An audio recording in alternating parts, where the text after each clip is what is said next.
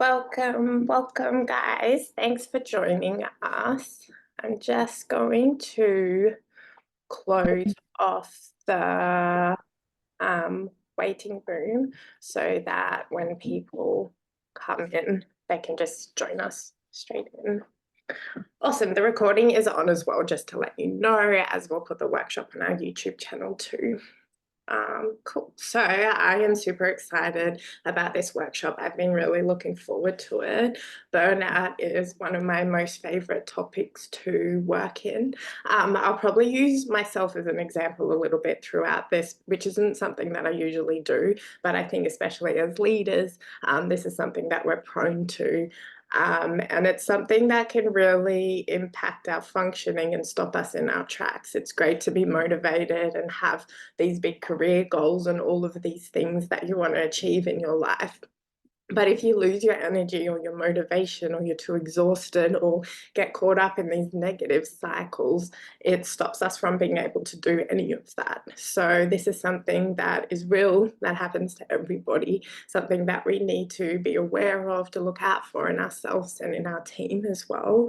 And if we do take those right steps, it's something that we can tackle too. So feel free to jump in with any questions along the way. If you do have something to ask or something to share, just be mindful the recording is on. If you do want to share, it will get posted on YouTube later as well. And at the end of the workshop, I'll send out the resources that we are talking about too. Cool, I will get started. So first we'll start with what burnout actually is. This is a term that people throw around a lot, that you've heard before, but what it actually means is that we've been exposed to ongoing stress for a period of time. And that stress has taken a toll where we have become completely burnt out, exhausted, and we aren't able to bounce back and recover as quickly as if it's just stress. So it comes from prolonged stress, but it means that we end up kind of almost permanently exhausted unless we get help and go through the ways of recovering. And it impacts us in a lot of ways. So some of these things is like this deep level of exhaustion is like in every aspect of our life. So physically, we don't have any energy. We might not be sleeping, or we might be sleeping too much. We might have stopped exercising, or we just feel like we do not have the physical drive or energy to get up and do anything. And it's kind of consistent. So stress could be like, one day we're really stressed out or overwhelmed, but then we resolve the issue, and the next day or the day after we're feeling fine. Whereas burnout means that we're kind of feeling like that all the time, or slipping into it really easily. The mental exhaustion is just like that brain fog, the fatigue, losing it easily, whether it's anger, or upset, or overwhelm, or numbing yourself and just being completely avoidant, and emotional, which again, we might be losing our temper more quickly than what our personality usually is. We might be really teary. We might be fatigued and just shut off from all our emotion as well. We might not be feeling happiness or pleasure or enjoying things the way that we usually do. So obviously we do not want to be experiencing these symptoms and be feeling like this. Burnout is a really, really serious condition. It can take quite a while to recover, and it can impact a lot of our life. With burnout, we can also have trouble relaxing. So when we do have a break or we're doing nothing, we find it hard to switch off or to unwind or to relax. We're just in this constant state of overthinking and stress. And difficulty maintaining motivation. So usually before we get burnt out, we're like, I have this dream, I have this vision, I have this thing that I want to achieve, and we're pushing ourselves to work on our goals. But where we get burnt out is like, I'm doing all this work, but it's not paying off. I'm doing all of these things, but I'm getting nowhere. Anything that I do doesn't make a difference, or the loss of meaning. So It's really common for people in helping professions, for example, to get burnt out. Loss of meaning is like, there's no point in my field, or these people don't even appreciate the help, or it doesn't even make a difference to them, or what is even the point of all of this, of going to work, of doing my role? So it means that you start feeling, because you got so exhausted, start feeling like everything is pointless and everything is getting you nowhere. Negativity is all about your cognition. So if you have been to my workshops before, I've talked about the CBT cycle, which is basic psychology of the way that we think, our thoughts, our processes going on in our head. Impacts our feelings. So that brings up whether positive feelings, negative feelings, and then our feelings impact the way that we're going to behave.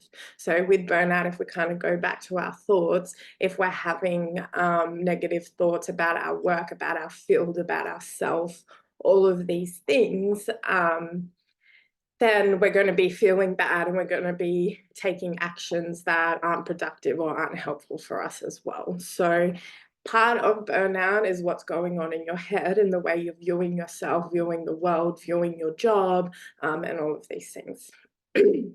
With burnout, you can get altered self-beliefs. So a lot of us, part of our identity is tied up in our career or in our goals or in our sense of achievement. If we feel like we're not achieving or we're not performing in our job, we're not making progress, it can take a toll on part of our identity or the way that we believe things about ourselves. So we might start thinking that we're a failure, that we're a waste, that we're not going to get anywhere, that we're a loser, whatever it is.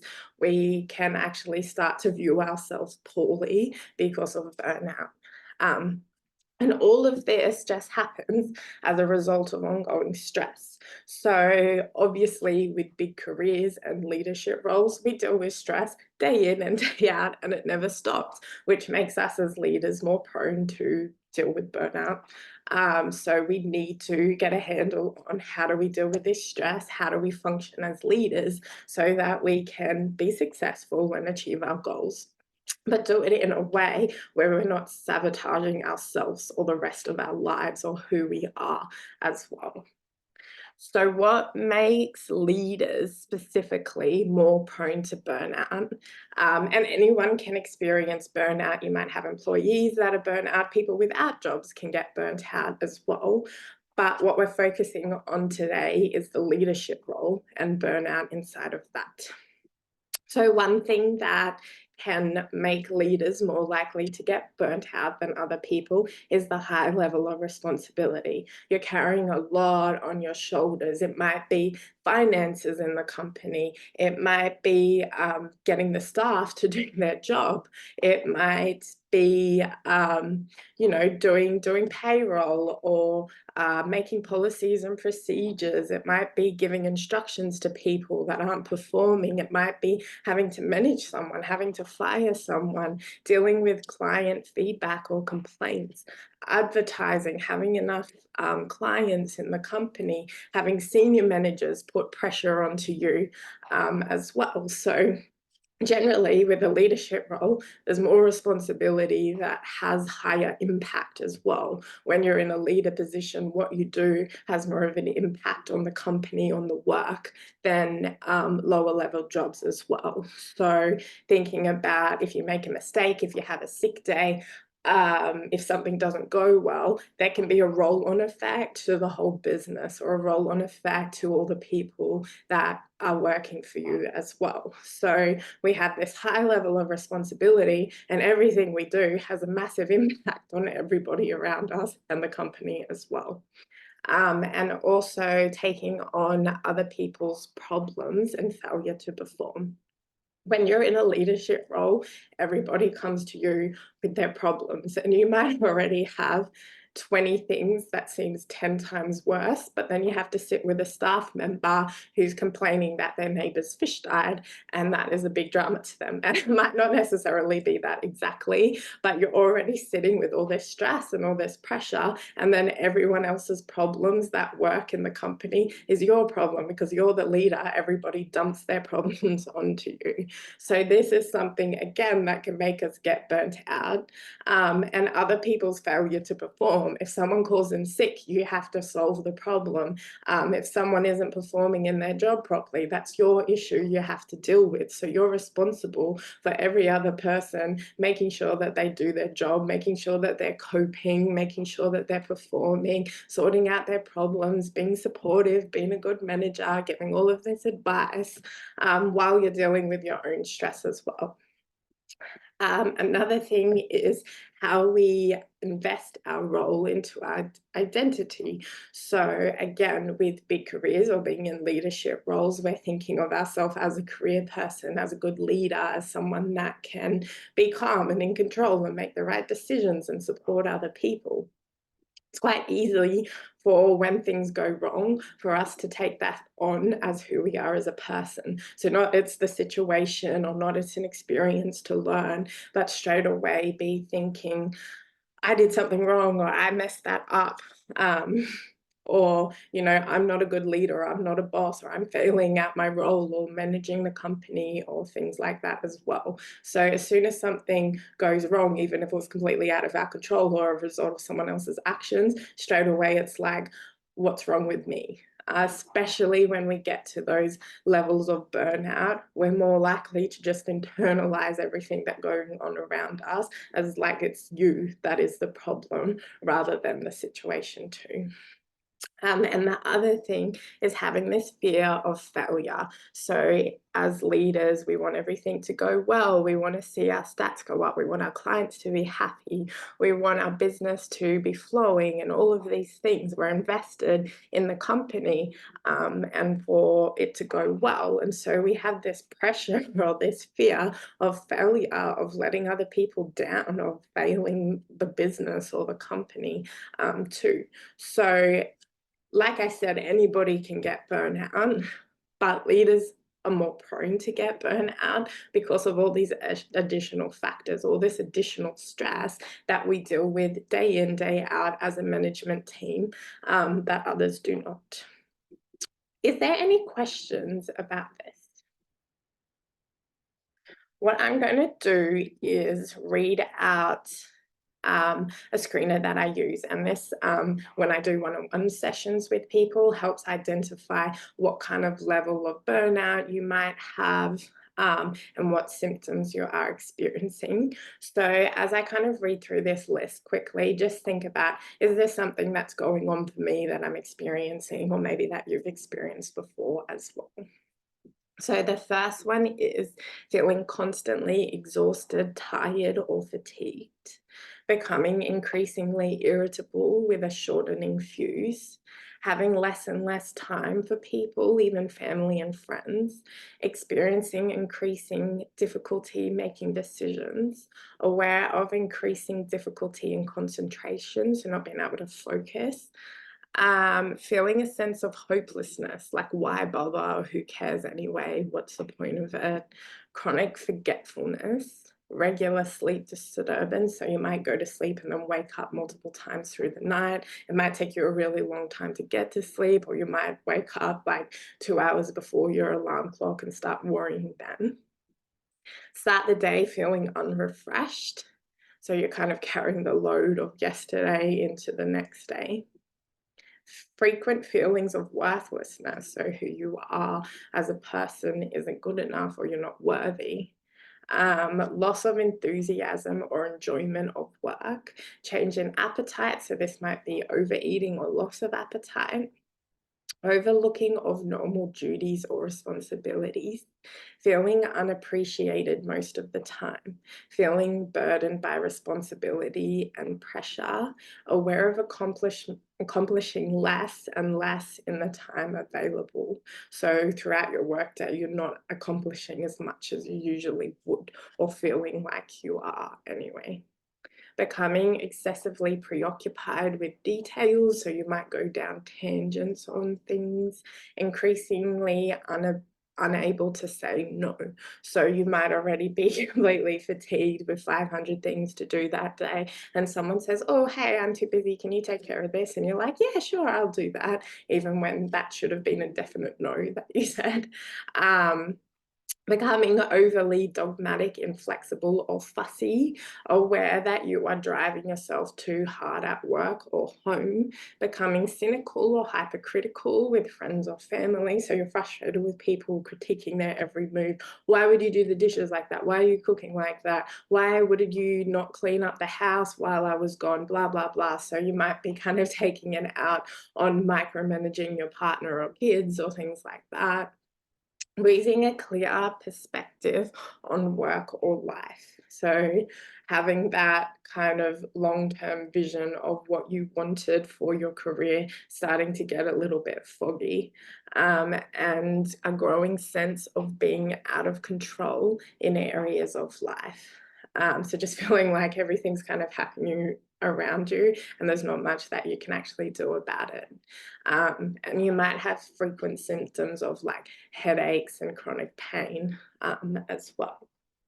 So as we can see, there is a lot that happens when we are in burnout. So we've got like the physical aspects where our body is actually so run down because we experience stress and emotion in our body. We might be getting sick all the time.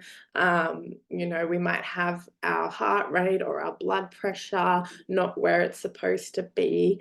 We're kind of having this low satisfaction in life and in job. We're losing motivation. We're losing our confidence and our self-esteem, and our negative thinking patterns is kind of causing our mental health to go downhill. Um, so we're going to focus now on what we can do about this.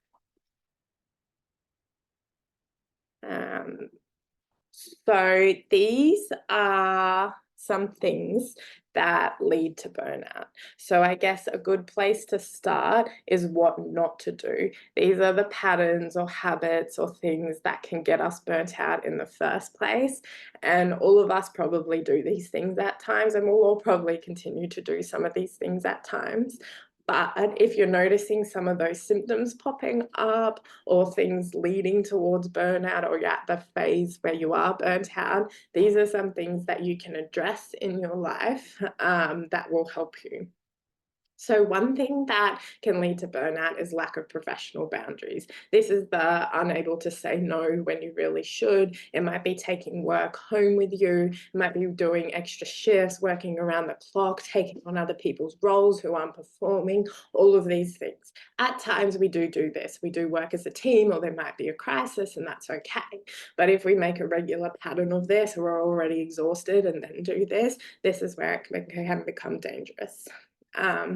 Working till all the work is done. So something else as leaders is we usually have an endless to-do list. We're not going to work through it before the to-do list has grown. So there's always work to do. There's always things that need to be done. So then the mistake is, which I did early on in developing my business, is like you just work from the minute you get up to as late as you possibly can, 7 days a week, trying to get through all the to-do list, trying to get your work finished. In other roles, not in leadership, you usually can go to work, have these things to do, finish it in the day and leave. Whereas leaders, it's endless. There's always stuff to do. So we can't work until the work is done because the work will never be done. So then we're just always working, which can sabotage us as well. Passive or aggressive communication styles. So we will visit what assertive communication is, which is what we want to go for.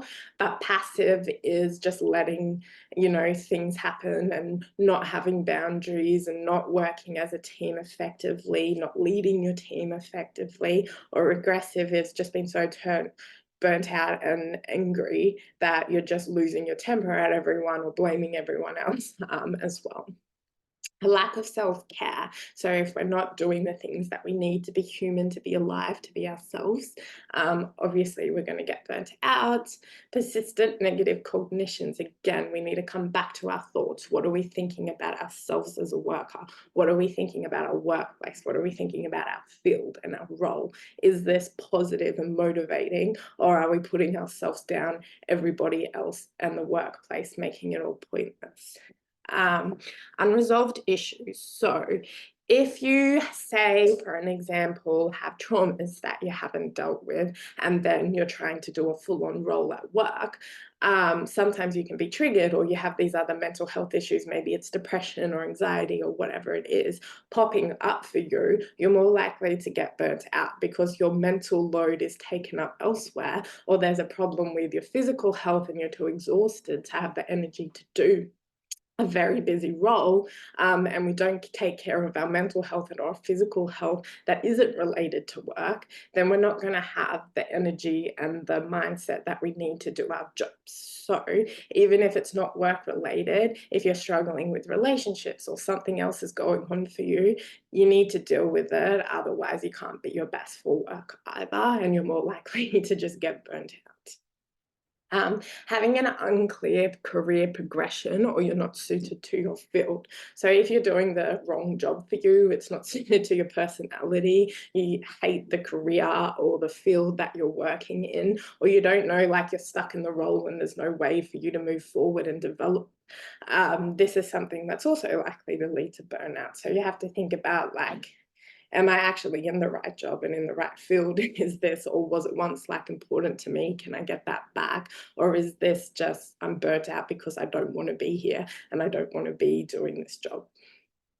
Lack of skills to complete abilities. So this doesn't mean that you necessarily have to fail and go do something else, but you might need to upskill. So for an example, if you took your first leadership job and you weren't confident with a certain computer skill or software, you might need to go train in that to make it smoother for the workday to be able to complete your job. You might need training in leadership skills or management or assertive communication, or to know more about the field or product you're selling. So do we need to upskill and learn more about what we need to do, rather than setting ourselves up to fail and being angry at ourselves for not doing something we don't know how to do in the first place? So that's just something to consider as well. Having an unstructured, chaotic schedule, so just trying to wing it each day, not really setting any intentions or goals, just going from thing to thing to thing, having 50 windows open on your computer, all those kind of things. Acknowledging results, not efforts. So this is important because sometimes things pop up and get in the way and we don't get to complete something, or what we're trying to complete might take a 2-year project or something like that as well. So rather than putting our value in the results we get or where the finish line is, we acknowledge our efforts, that we sat down with the right intention and spent time, or we completed tasks in the project. It's what we're doing that we acknowledge, not the results we get. Maybe we'll work really hard and give something a go and it fails and it doesn't work, which in business happens all the time. But instead of being like, oh, I'm useless at business, you could say to yourself, okay, this is what I've learned, this is what worked, this is what didn't, let's make a plan and go again. So it's that not giving up and acknowledging what you're doing and how you're learning and how you're growing, and that you spent time on something and you're working hard rather than what the result is. Another thing is overstimulation. Again, using myself as an example, this is something that I can struggle with. Having children in your house, having busy people around you, maybe your partner even, or just living with a lot of people, the constant noise that you have, and your phone constantly. And our technology right now is like instant as well. So you might have like your messenger, your Teams, or whatever it is, just bing, bing, bing, bing, bing, noise, lights, conflict even just in your face all the time. It might be like your environment at work is really noisy, or there's just people constantly interrupting you. I am somebody that gets overstimulated, and when I get overstimulated, I get angry, and you will probably see me yell at whoever's been the most annoying or noisy. So this is something that we need to be aware of, that we need to listen to and acknowledge. What are you actually putting yourself through day in, day out? Have you just spent 10 hours with constant stimulation in your face? And maybe your self-care isn't necessarily meditation or journaling or an art class or going to the gym. It might just be sitting in silence.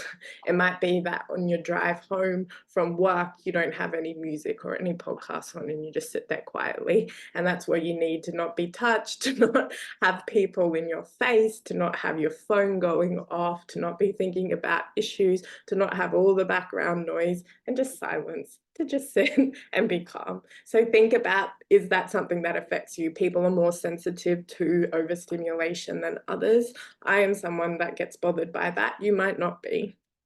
Lack of support, doing things on your own. A mistake, again, using myself as and as an example, when I started the business, I waited for about a year to get admin assistance, which was a massive mistake because I spent, all day driving between the Gold Coast and the Sunshine Coast visiting clients. There was the admin for the clients as their psychologist, but then all the admin for the business as well. So again, I was working from whenever I could wake up the earliest in the morning, then being out all day driving around, stuff with clients, all of these heavy things. And then I would go home, go straight onto my laptop and stay there on my laptop until I fell asleep. And I would do that on weekends as well. So do you have the support that you need that makes sense, that you need to be able to be productive? Are you taking on 3 different people's roles? Do you need more assistance? Do you need to share the load? Do you need to, in your management team, define who does what a bit better as well? So having a lack of support, or even just someone to vent to or debrief about work, or talk about your life with, or just enjoy positive time with, that motivates you or supports you to do well. It's something that you might need to get or organize if you don't have that as well, because having support is critical to not getting burnt out. And having undefined goals. So this means that you're not really sure where you're headed, you're not really sure what you want for yourself, your team, or your role, and you're kind of just going with the flow of what everyone else is doing, rather than having your own visions you might bring into the company, or your own goals for your career, whether it's training or whatever you want to do. So these are some things to be aware of, some things that we do not want to do not want to make a pattern of, because these are things as leaders that will lead us to burnout. So what to do and how to manage burnout. So if you are experiencing these symptoms, someone in your team is showing signs of this, or just general healthy everyday practice to not get to that point of burnout. The first thing is blocking out times for breaks. So it's not realistic as a human being to focus for 8 hours straight and be able to do work. Have you had your morning tea break, your lunch break, and your afternoon tea break? Since COVID, a lot of us are working from home or hybrid as well, which makes it hard because we just mesh our work life and our home life together. Sometimes we spend our break sitting there with someone for work, talking about work. Sometimes we don't even take our breaks. So this is something that is really important, that you stop and you mentally have a break so that you can think clearly and you're treating yourself as a human being with human needs. Have you gone outside? Have you drank enough water? Have you eaten anything that is actually going to fuel your brain and body to get through the day? Usually, like on a Sunday, I have to think about what am I going to eat for the week and do my grocery shopping. And after having a baby, I'm like, oh, I need to try and lose some weight, or restricting myself in this or that. And most of the time through the week, I fail because I'm craving like chocolate or something sugary. Last week, I Googled what foods give you the most energy to sustain being productive and having like mental energy and physical energy as well. So rather than like thinking about calories, it was things like nuts and green vegetables and yogurt, and like fish and things like that. So I got like tuna and salmon, and I made the effort of like, right now, if I restrict calories or just focus on weight loss, I get really fatigued. So right now I'm focusing on just giving my body energy to get through my routine and my schedule and look after everything that I have on my shoulders. So little things like this make a difference? Like, how have you set yourself up to actually have energy to do the role that you're in as well? um, Setting up and enforcing boundaries. This is really important. You're not taking on other people's jobs that are underperforming. And you are confident in saying yes and no as tasks come your way, as well as breaking up the work time, not work time. This is something that's important, that you have, especially if you're working from home or you're in that role where you just kind of switch on and off from work and home duties, that you kind of have separated. I work, this amount of time up until 5 o'clock or 6 o'clock, and then I stop. And then it's personal time or whatever it is. So you actually have mentally delegated work time, not work time, and you stick to that as well. Having sleep and exercise, again, we actually have to have energy, to be able to do our jobs. And if we don't, we're going to get burnt out. So, food, exercise, sleep, all important. Focusing on what you can control. Again, instead of the results or other people's behavior, we're thinking about what do we need to do as leaders? What's the most important thing that we need to focus on today? Fostering authentic connections. Do you have somebody that you can ring and mentally dump on when you need to?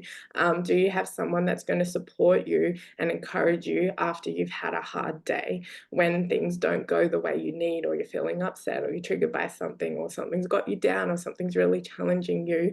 Who is your person that you call, as well? So, thinking about how can you get support when you need it too, rather than expecting yourself to do everything on your own? Um, Limiting exposure to negativity. So sometimes offices are toxic, sometimes there's one person in your team that's playing up, somebody that is being judgmental or critical, or just um, you know, having a negative mindset where, whatever's going on that day, they're just that Debbie Downer that is going to bring everything down. The more that you expose yourself to people like that and spend time talking to people like that, the more they're likely to influence you to think the same way. You can't control where they're at or fix them, but you can control how much of that you take on or expose yourself to as well. Having a hobby. So you have that outlet, that thing that makes you you, that kind of lights you up, that you look forward to and go and do. So it might be just something like craft, or learning a musical instrument, learning another language, a gym class, yeah, anything that is like, I love this. This is my little thing that I'm doing. You set goals, so you actually know where you're headed and what the point of all of this is, and where you want to be. So whether it's career wise, and in other areas of your life as well. So it might be around education, it might be around relationships, finances, all of these things. Where is my goal of where I want to be? The most important thing that is going to make a difference to us, and if you take home anything from today or change anything after this, think about your habits. Do your habits in align with your goals in every area of your life? That is the most important thing. The easiest thing to change or to get results from is your tiny little daily habits. Do they align with your goals? Do they align with where you want to be?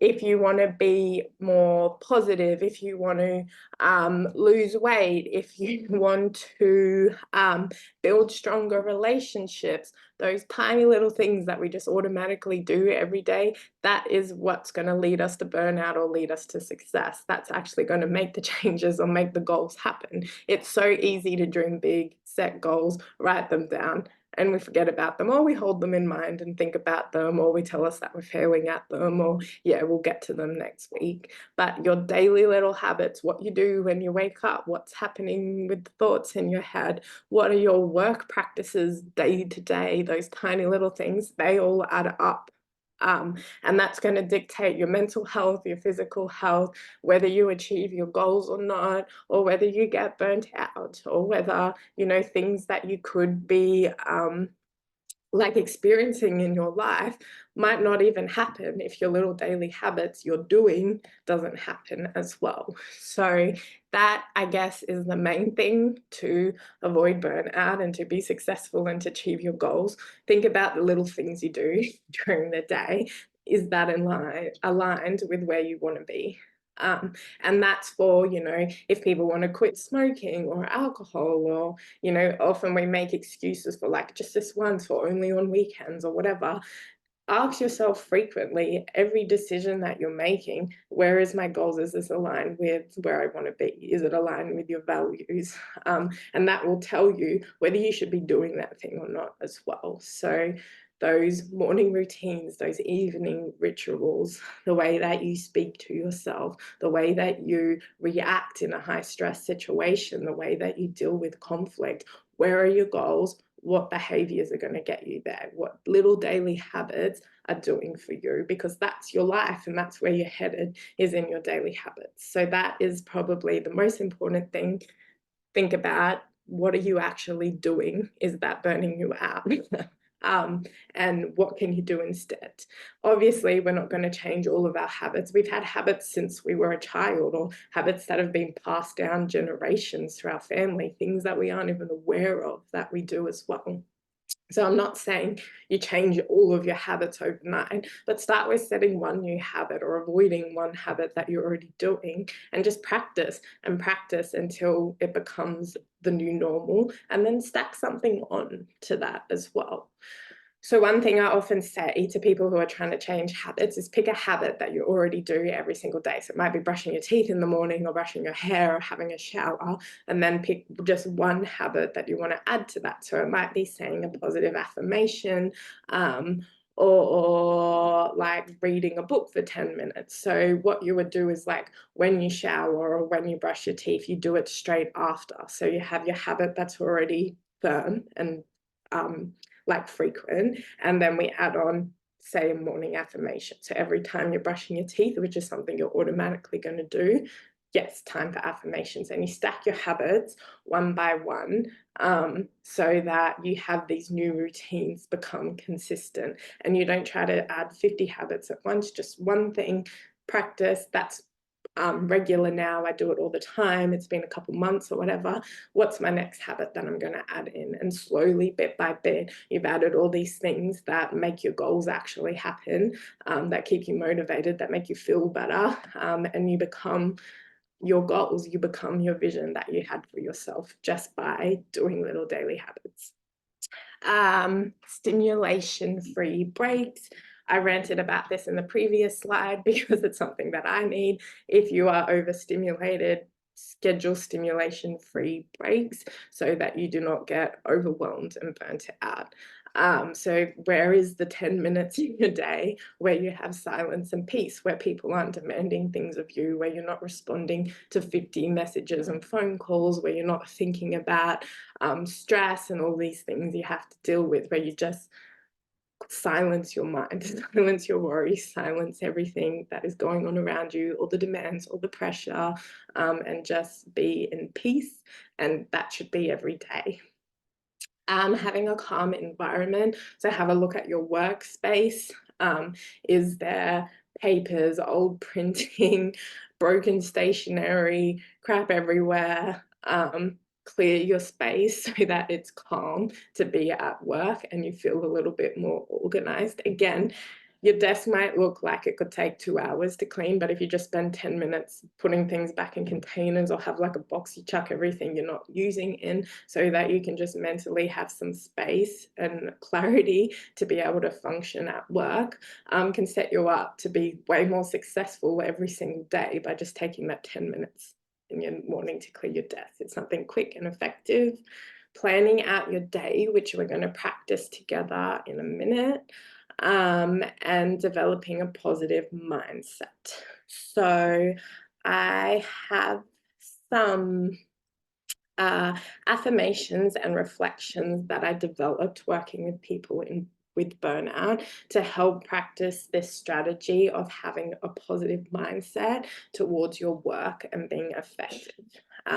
So the affirmations are for the morning time. So this is like as you're making your coffee or getting ready or having a shower or whatever you're doing, these are things that you're saying to yourself to be able to set up a positive mindset for the day. So what I want you all to do is put yourself mentally in your morning routine. So whether it's this morning or another morning, think about you're actually there getting ready for work, doing whatever you do in the morning. Now, I want you to say to yourself in that space, today, I will calmly do my best. Today, I will calmly do my best. The next thing I want you to say to yourself is I will focus on what is in my control. We're focusing on what we can control. I will be present as I complete tasks. We're not worrying about the next issue. We're not worrying about the past issue, other people, overload. We're present as we complete this task.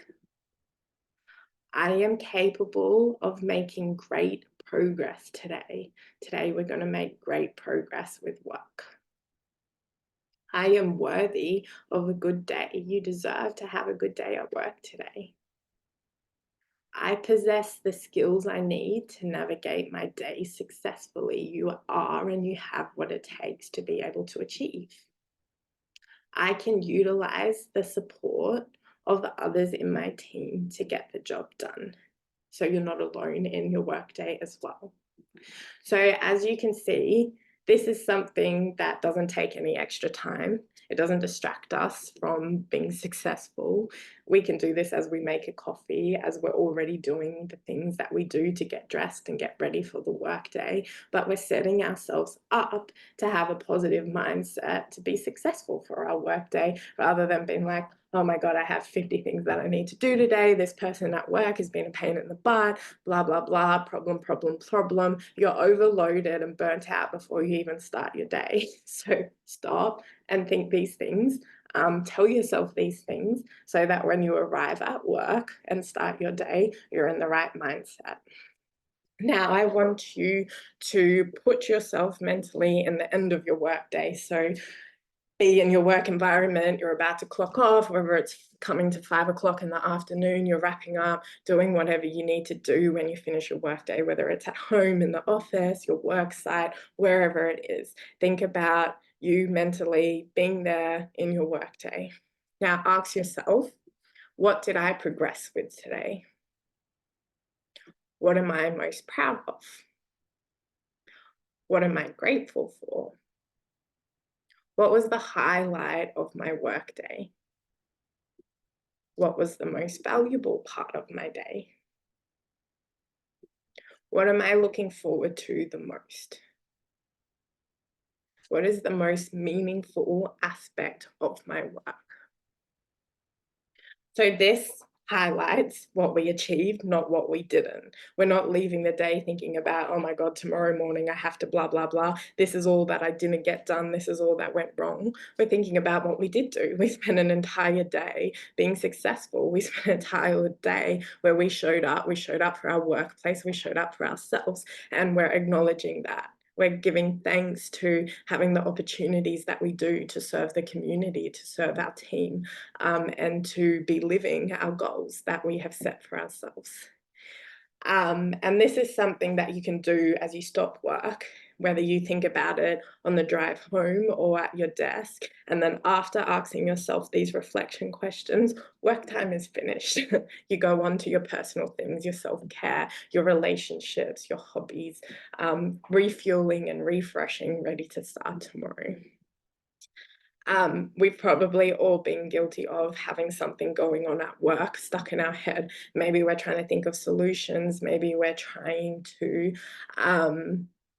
think of ways out of the problem, but nonetheless, it's stuck in our head. And so when we go home, we don't stop, we don't have a break, we don't refresh. We might be doing nothing or resting, but mentally we're not, which makes us fatigued, which makes us burnt out. And when burnout happens, we're living in our stress response. So all of our problem solving skills, our abstract thinking, our higher intelligence is going to get shut off.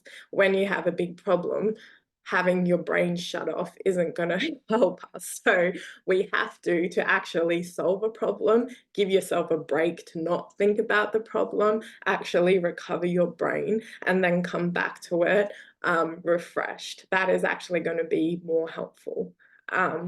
And yeah, this is all kind of going into developing a positive mindset. We acknowledge we're a human being, we're thinking positive thoughts, we're reassuring ourselves, we're acknowledging our success, reflecting, but we're also stopping and we're having a break. We're stepping away from work because work isn't life. It might be a big part of our life, but there's other things. There's children, there's relationships, there's hobbies, there's self-care. So we're taking a step back to shut off and going into the other parts of our life that we need to not ignore as well. Sorry, that says talking burnout as leaders when it should say tackling. Again, just going over some things that as leaders specifically, what we can do to help with burnout even more. One thing is delegation and accountability. So what I do with my to-do list is I have the green list, which I just dump everything on. I have an orange list, which is my focus for the day or the most important time-pressured projects for when I am working, when it's time to focus on work. That's what I focus on. Then to the side, I have a red list, which is any crises that might come up, things to do with safety or things that threat business flow. So basically, instead of holding everything in my head, I have 5 pages where I've just scribbled down everything that I need to do. You might do this on paper, you might do it in notes on your phone. You're not holding on to things that are going on or things you need to do. And then you set your intentions for each day. Okay, when I'm working these hours, I'm going to focus on project X. Here are the steps that I need to do, blah, blah, blah. When you look at your to-do list, especially as a leader, is these things all things that you have to do, or do you need to delegate it? To admin support, to the staff themselves, who can you hold accountable? What is on here that isn't actually your job? Something that you might have taken on that you shouldn't have to do, or you shouldn't have to do alone. So delegation as a leader is something that's really important. It's easy to be too passive and be like, yep, I'll take it on. I'll do all of this myself. Stop and have a think about what can you cross off by delegating to somebody else. And how can you hold people accountable for their role? I think leadership skills will be a really good workshop, and it might be something that separately we could probably spend an hour or two on working through. But as term in relation to like burnout, just have a think about, are you doing other people's jobs? Do you need to delegate tasks on your to-do list and hold people accountable for doing what they're supposed to do? Because if you do everyone's job for them, you are going to get burnt out. Or if your to-do list is so extreme because you're not delegating at all, again, you're more likely to get burnt out.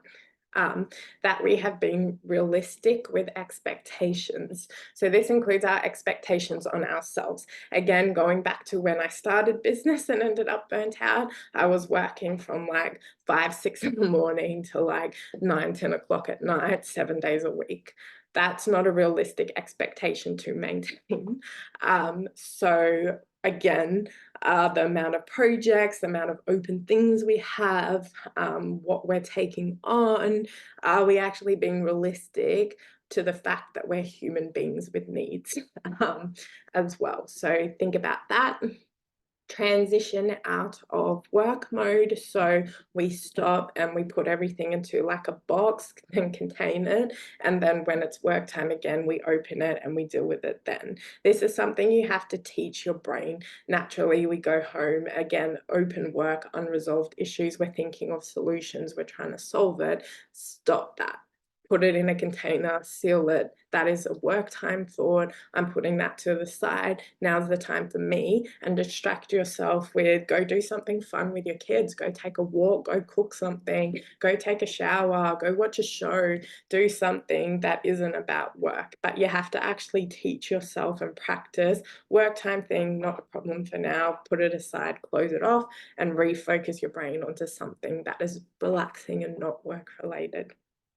Recognition and celebration, again, for your efforts. If you've started a new habit, that's something you should recognize and you should celebrate. Tell other people or reward yourself in some way, or be saying to yourself, like, I've done all these new things and it was so hard and I had to fight off something that has been in my family for years, or that I've been doing since I can remember that was actually unhelpful for me or hurting me. I'm going to reset, and actually acknowledge and celebrate the person that I've become or the habits that I've set. Or I actually really helped someone at work today, a client, blah blah blah. That is so meaningful and good of me that I set aside my time to care about someone else, to listen and understand their story, or to offer these solutions to them, blah blah blah. Celebrate what you've done, who you are, what your successes are, not just by goals, not just by the end result or numbers.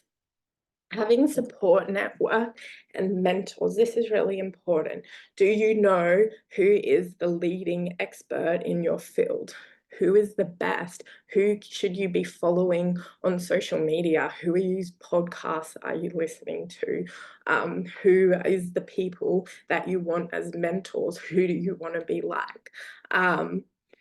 Finding people that successfully navigated through what you're going through, to come out the other side, whose stories are motivating. You want to surround yourself again with positivity. Be aware of what is in your Instagram, Facebook feed, what books you're reading, what shows you're watching. Is there something that's putting you down and making you feel like crap, or that's meaningless? Or do you leave it feeling like motivated and connected and like inspired?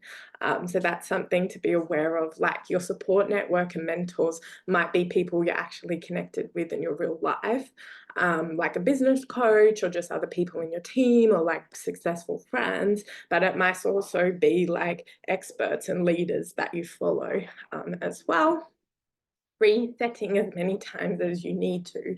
Again, if I set myself up on Sunday that I'm going to follow this diet or whatever, and then by Wednesday I'm eating KFC, it's not okay to just give up on myself and then do that every day.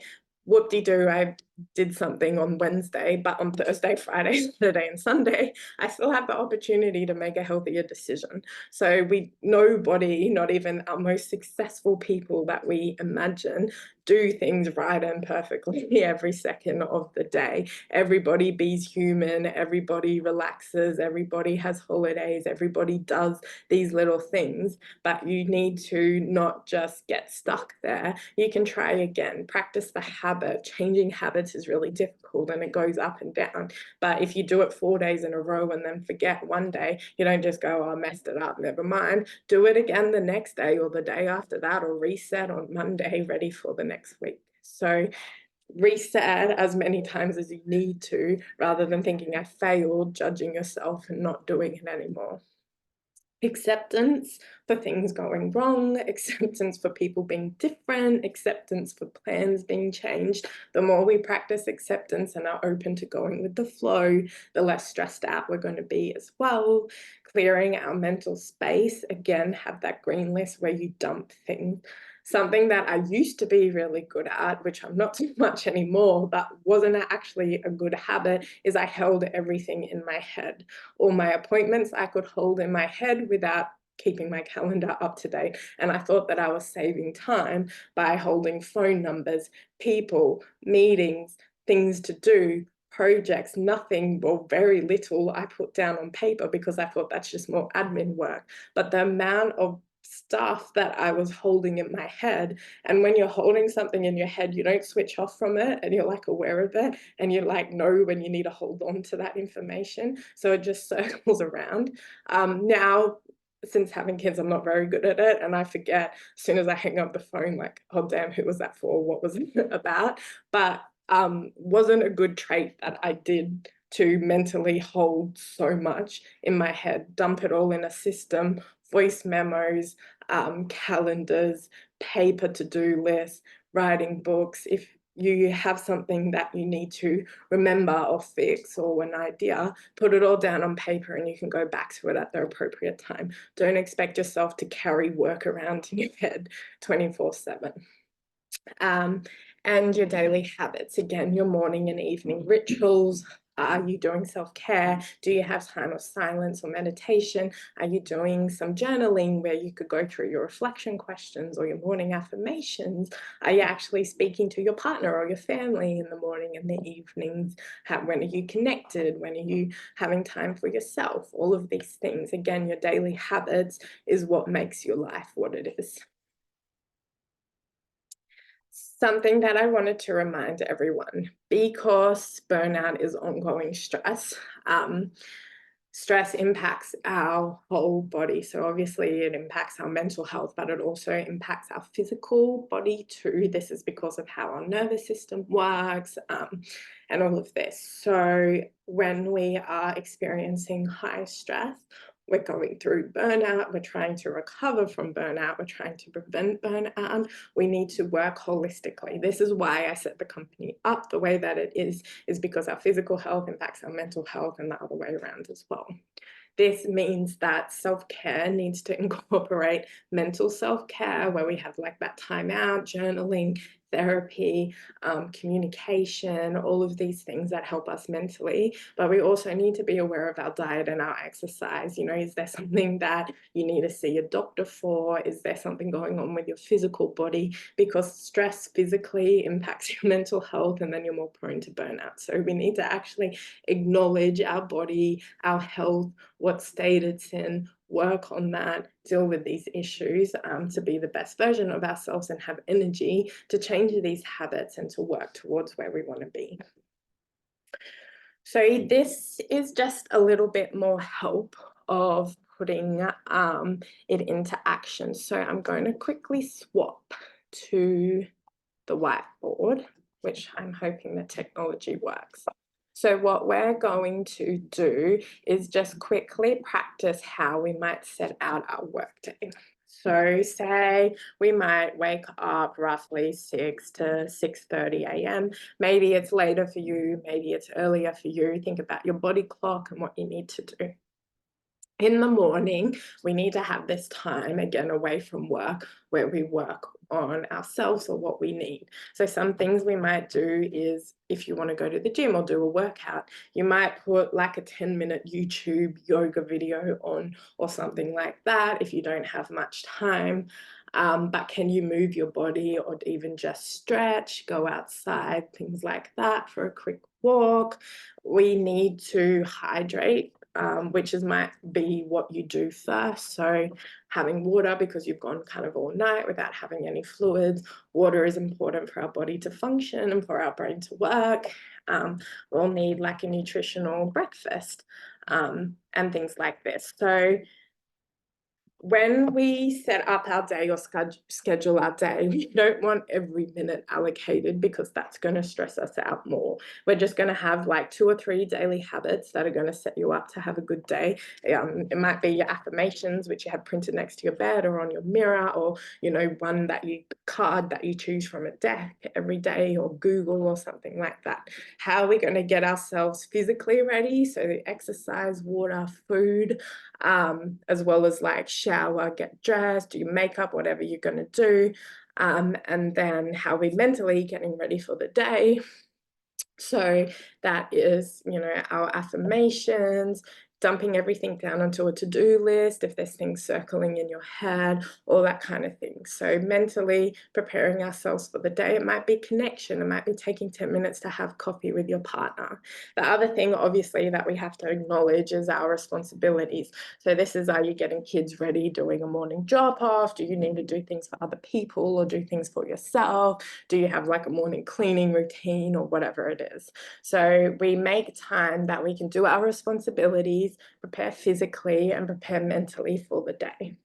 If you are finding your mornings are rushed or stressful, you might need to try going to bed a bit earlier and getting up 10-15 minutes earlier or half an hour earlier. A lot of people I talk to like to get up like half an hour before their kids get up, and then you can start the day quiet and do what you need to do rather than like screaming and tantrums and getting everyone else ready and not having any time for yourself. So just have a think about like how long do these things take, and a lot of like morning rituals or prep that you can do for yourself mentally and physically can take like 10 minutes. Affirmations you can say to yourself in like a minute while you're making your coffee or making your breakfast. So that doesn't take any time, but it's going to help you. You can spend 10-15 minutes going for a walk or doing a yoga video or something like that. So you've moved your body. Drinking water doesn't take much time, and you can do it, while you do something else as well. So just thinking about like how we're actually using our time, what are the things we do to help ourselves, our morning rituals, to make ourselves prepared for the day. So whatever time you wake up, whatever things you do, just have a think about it and roughly schedule. No, your mornings are not going to be identical. Sometimes we're out of routine. Sometimes something happens and changes the plans, blah, blah, blah. Be flexible with it, but just assign like a little chunk of time to help yourself in the morning and be prepared for the day. Then you have like your start work time. So it might be 8, it might be 8:30, 9, 9:30, whatever time you start work. The first thing that we do again is get everything down on our to-do list. Like, have we written down everything that we need to do? So you look on your green list and think, what's the most urgent thing that you have to do today? And also thinking about delegation. So your plan, your orange list, which is like your focus of the day. And you also maybe check in with your team. Do you need to delegate anything to them to do that's urgent as well? So we've kind of prepared ourselves, arrived at work, switched on to work time, put everything down on our to-do list, made a focus for the day, and checked in with our team and let anybody know any information or delegation that has to happen. And again, these times you just make for yourself. The next thing that you might do is check for like updates and all your telecommunications. What emails do you have, things in the group chat? Because what we're not doing is in our personal home time or in our morning ritual time, checking emails, responding to things, getting all the stuff that happened yesterday or overnight or since your last work day. So we assign some time in the morning, and maybe you might do your telecommunications and your updates before you do your to-do list and things like that. So again, you be flexible for what works with you. But in the morning, we need to set aside time, get everything down on the to-do list, have a focus for the day, and catch up on all the messages, phone calls, emails, blah, blah, blah. This may take 2 hours, it may take 3 hours. So even just after doing this, it might be time for morning tea. So you have in your mind what your focus and plan is for the day, and you're all caught up with everything that's going on. So you're aware of what your day is going to look like, roughly. Might be time to go grab a new cup of tea or coffee, go outside, sunlight, have a bit of fresh air, take 10 minutes to just get into the flow of things. You know what's going on now, just kind of reset and refocus. The next, you might have maybe like a 2-hour block of where you focus on tasks. So you're going to do your to-do list of what your main thing is that day. You've written down your steps of doing that, and this is your focus time. Where you're getting your work done and you're being productive. After that, you might have afternoon tea break. And then again in the afternoon.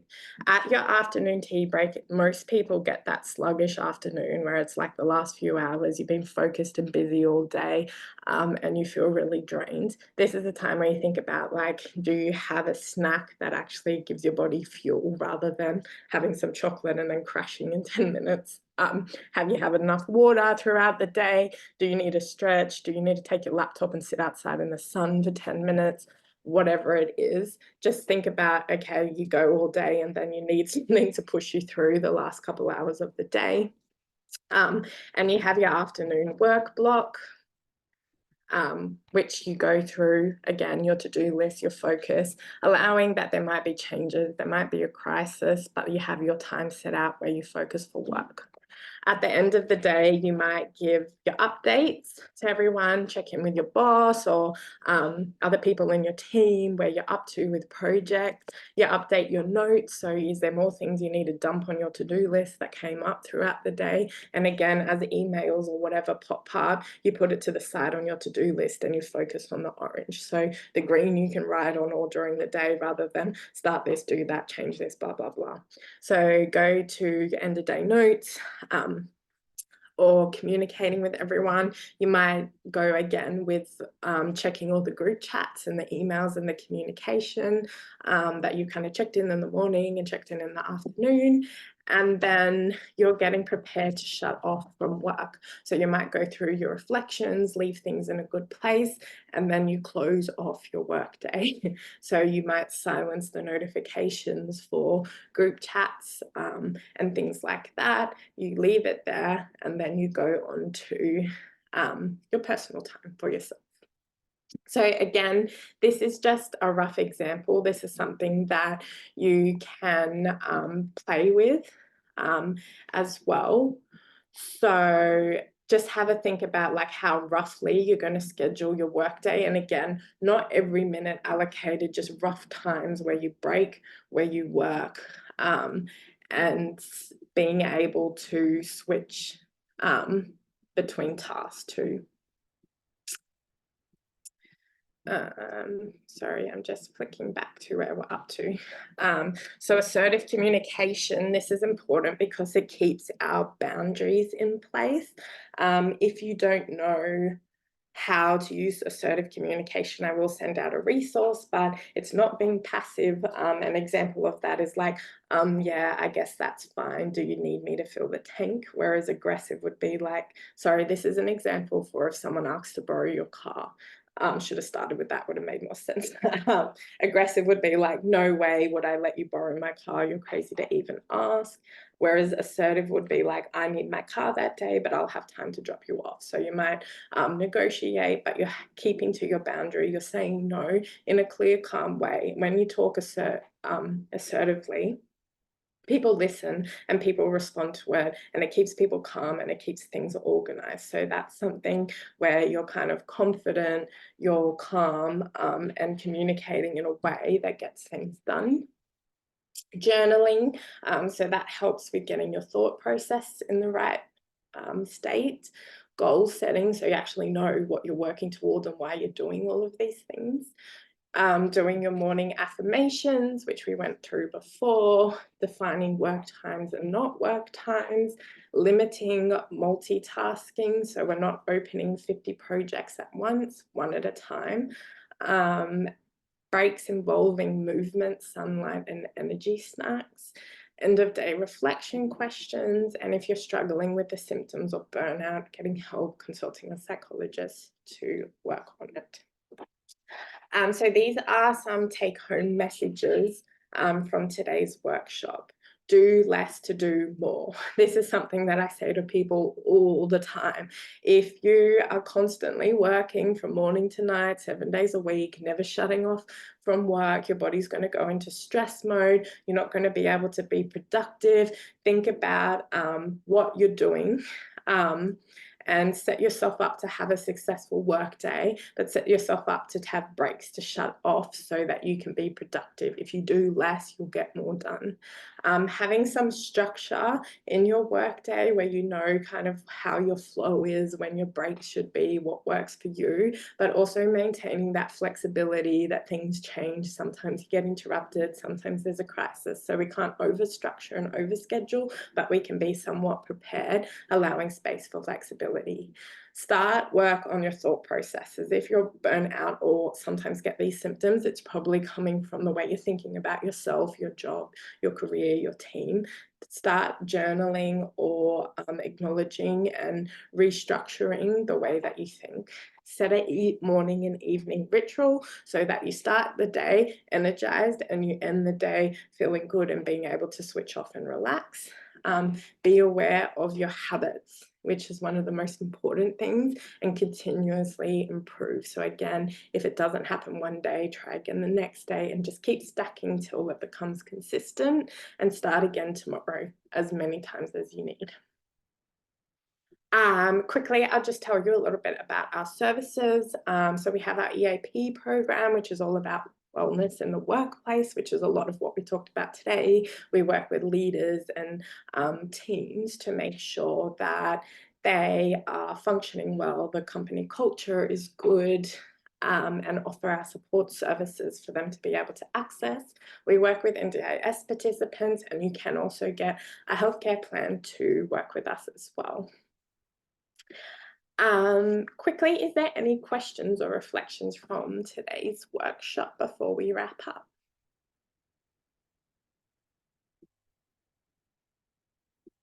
Doesn't look like it.